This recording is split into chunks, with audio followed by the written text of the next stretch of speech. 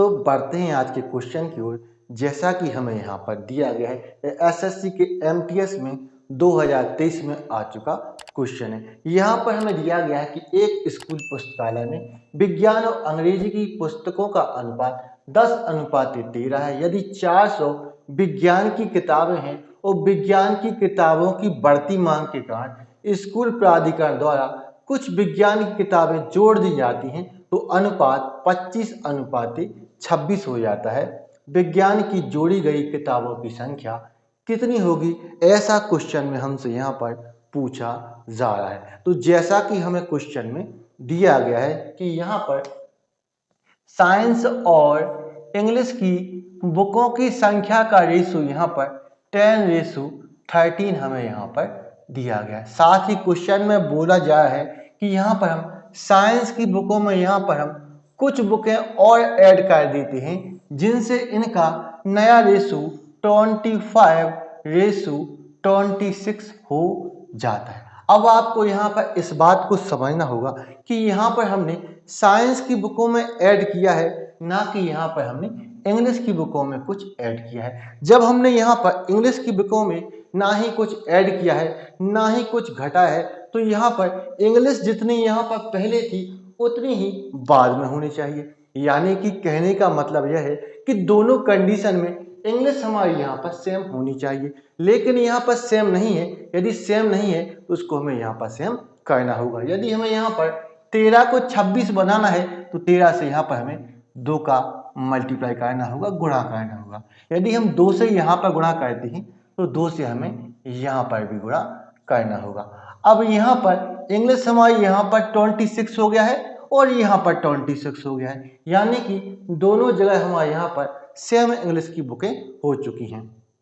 अब यहाँ पर साइंस की बुकें पहले 20 हुआ करती थी, साइंस की बुकें पहले 20 हुआ करती थी, जो कि बढ़कर यहाँ पर 25 हो जाती हैं। यानी कि 20 से 25 होने में हमने यहाँ पर कितना यूनिट बढ़ाया है, तो हमने यहाँ पर 5 यूनिट हमने यहाँ पर बढ़ाया है। हमने यहाँ पर बुकों में 5 यूनिट की वृद्धि की है। अब यहाँ पर कायदे से यह देखो कि हमें यहाँ पर दिया क्या गया है और हमें यहाँ पर पता क्या करना है। तो यहाँ पर हमें साइंस की बुकों की संख्या 400 दी गई है। हमें यहाँ पर साइंस की बुकों की संख्या यहाँ पर 400 दी गई है, यानी कि यहाँ पर साइंस का मान है, यानी कि यहाँ पर 20 यूनिट का मान है, तो 20 से इसको यहाँ पर हम डिवाइड करते हैं।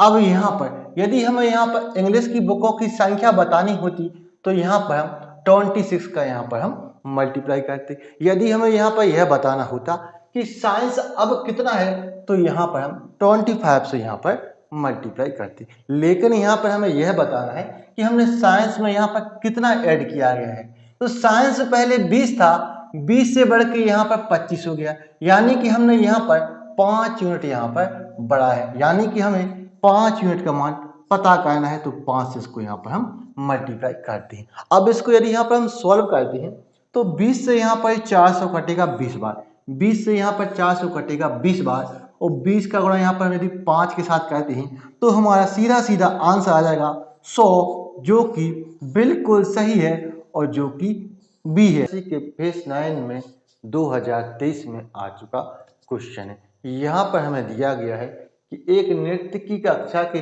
3 बैचों में छात्रों का अनुपात 2:3:5 है।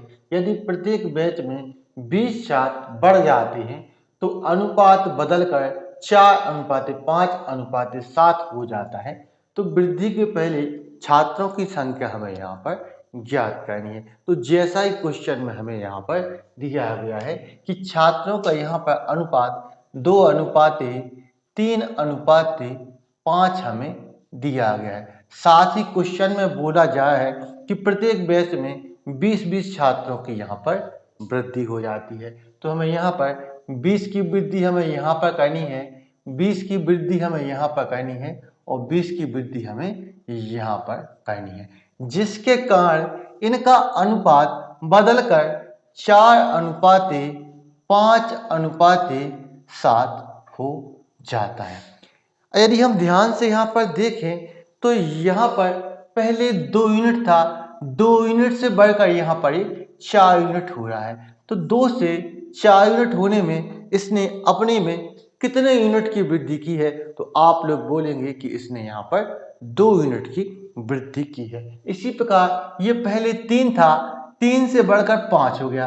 ये पहले 3 था, 3 से बढ़कर 5 हो गया, यानी कि यहाँ पर 2 यूनिट की वृद्धि यहाँ पर भी हुई है। इसी प्रकार ये पहले 5 था, 5 से बढ़कर 7 हो रहा है, यानी कि यहाँ पर भी 2 यूनिट की वृद्धि हुई है।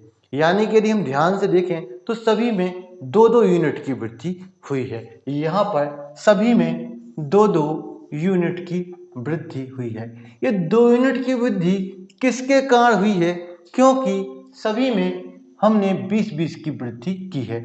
हमने यहाँ पर सभी में 20-20 की वृद्धि की है, यानी कि 2 यूनिट यहाँ पर 20 के बराबर है। 2 यूनिट यहाँ पर वास्तव में 20 के बराबर है। तो यहाँ से हम 1 यूनिट का मान निकालते हैं तो 2 से यहाँ पर हम 20 को काटते हैं तो यहाँ पर ये कटेगा 10 बार। कितनी बार कटेगा? 10 बार। यानी कि यहाँ पर 1 यूनिट का मान यहाँ पर निकल के 10 आ जाएगा कि 1 यूनिट बराबर यहाँ पर 10 है। तो क्वेश्चन में हमसे यहाँ पर क्या पूछा जा रहा है कि वृद्धि के पहले छात्रों की संख्या हमें यहाँ पर ज्ञात करनी है। तो वृद्धि के पहले 5, 3, 8, 8 और 2 10। तो हमसे यहाँ पर क्वेश्चन में 10 यूनिट का मान हमसे यहाँ पर पूछा जा रहा है। अब यदि यहाँ पर 1 यूनिट 10 के बराबर है, यदि 1 यूनिट 10 के बराबर है तो 10 यूनिट, तो 10 से यहाँ पर हम 10 का गुणा करेंगे तो यहाँ पे हमारा सीधा सीधा आंसर निकल के आ जाएगा 100, जो कि बिल्कुल सही है और जो कि बी है। आपको यदि यह वीडियो पसंद आया है तो इस वीडियो को लाइक करें, शेयर करें, हमारे चैनल को सब्सक्राइब करें। तो मिलते हैं नेक्स्ट वीडियो में। Thank you for watching.